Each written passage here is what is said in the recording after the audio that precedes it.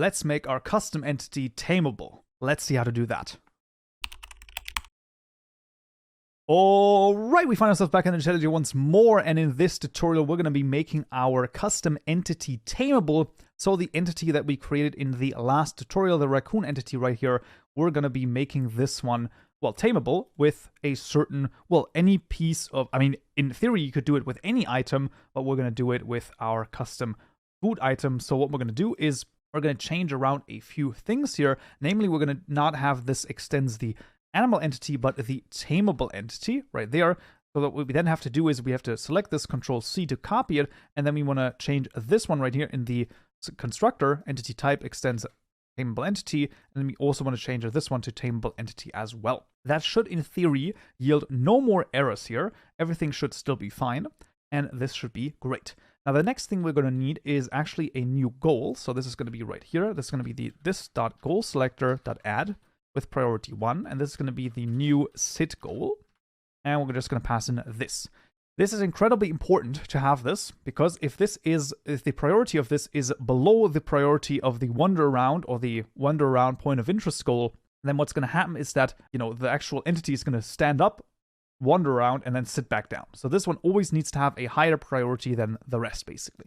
We can take a look at this as well in the wolf entity. So I click on this, press Control-H, and then look in the wolf entity right here, and we should be able to see the sit goal, as you can see, very, very high up, as you can clearly see, priority 2, so that should be that.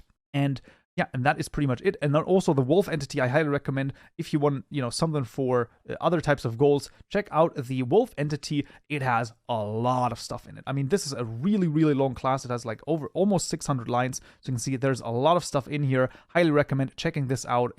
I mean, it's just really, really freaking awesome to basically take a look at as well. So what else do we need for the tameability? Well, there's a couple of things that we're going to need that are specific to using Geckolib, basically, and that is going to be a tracked data variable. So what does that mean? Well, I will copy this over. Once again, of course, all of this is available to you, and what we're actually going to do, I'm going to do this all below here. So this is going to be the tameable entity. So this is all of the things that we need to add to make this a tameable entity.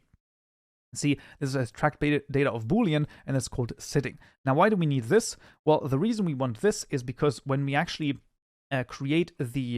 when we actually make this raccoon sit, then there's going to be one variable that is from Minecraft, and we could, in theory, use this. So for our custom animation, I'm just going to add this as well. The custom animation, you can see this is sitting, right? Works already. You can see this setting right here is from the tameable entity class, and you can see it's just a Boolean. Now, the issue here is that this is only available on the server. Now, you would be like, well, I mean, we want to have everything happen on the server anyway, don't we? Well, actually not quite the case, because all of our animations are all on the client only, right? This doesn't happen on the server, this happens on the client. Therefore, we will actually have to overwrite this sitting method as well in just a moment, and this is why we need this tracked data right here. This is very important. So then I will be copying over the rest of the methods. Now, those are going to be quite a few, actually. So bear with me. This is going to be everything from the interact mob method all the way to the can be leashed by method. Let's just copy this over. We should get no errors here in theory if we copy this over, and we're going to explain. So we're just going to ignore the interact mob method for just a second and look at the rest. We can see here the isSitting method is now overridden with this data tracker get sitting. So this is very interesting. So this sitting variable right here, right, we're actually using this for the isSitting in this case. It makes more sense, and it does make a lot of sense. You can also see when we have this setSit method, you know, a custom one, we basically pass in whether or not this actual entity is sitting. We're also calling the normal Minecraft method for sitting. This is also incredibly important. And then last but not least, what we also need is actually a method called initDataTracker. So we're going to add this at the very bottom here.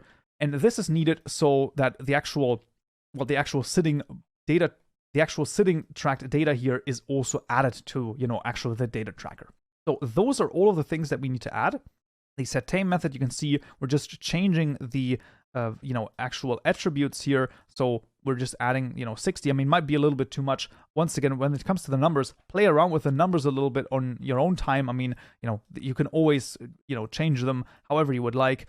Those are just example numbers, of course. So usually what you want is you want to increase your actual the base stats of your entity when they are tamed, or maybe not. That's also fine. You don't need to do this in theory, but in this case, we're just doing it. So that's going to be fine. And then the big one, and that is, of course, the interact mob method. This is quite a long method, as you can see, and it could probably be refactored a little bit to be a little bit nicer to read, but for the time being, we're going to get through this, no worries. So this is called when you right-click the mob.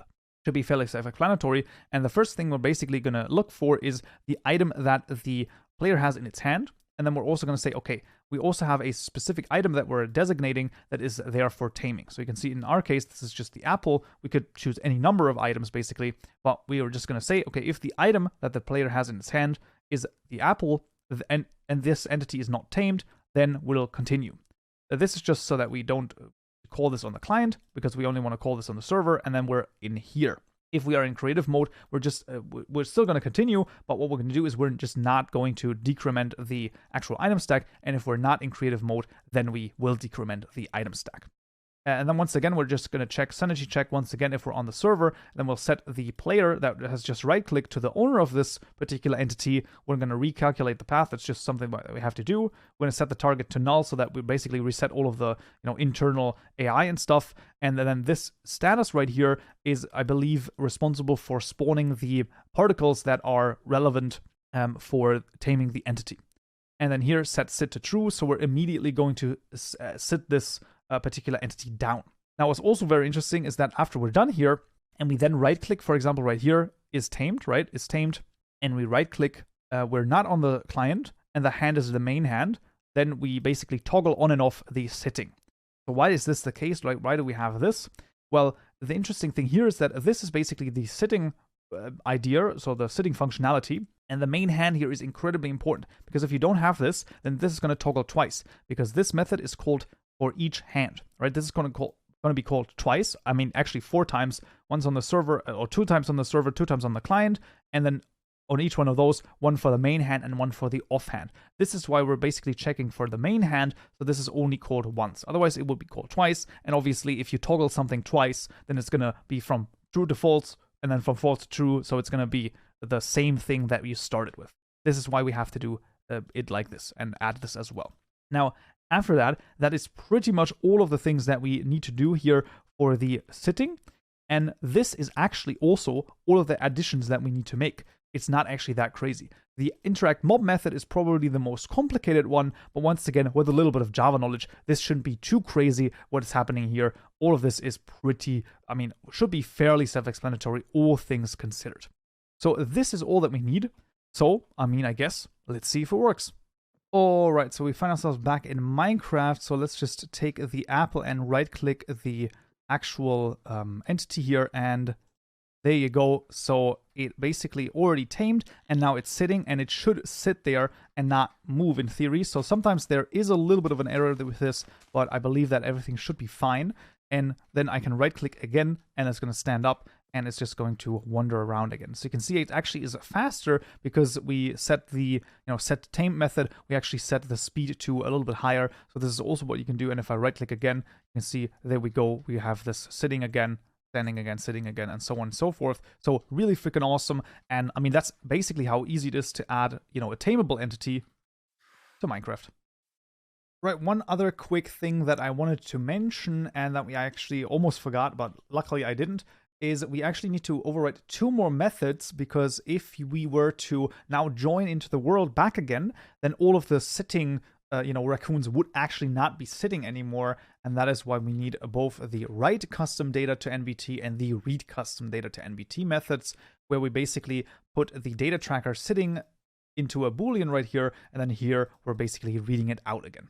So this is definitely something that we need, otherwise it's not going to work properly, and that, just adding this as well is going to be fine. I just wanted to mention this, and then everything should work totally fine. And this is pretty much also everything that we need for a custom tameable entity in Minecraft that can sit down, and that's pretty awesome, all things considered. Right, but that would be it for this tutorial right here. I hope you found this useful and you learned something new. If you did, I would very much appreciate a like, and don't forget to subscribe for more tutorials just like this one.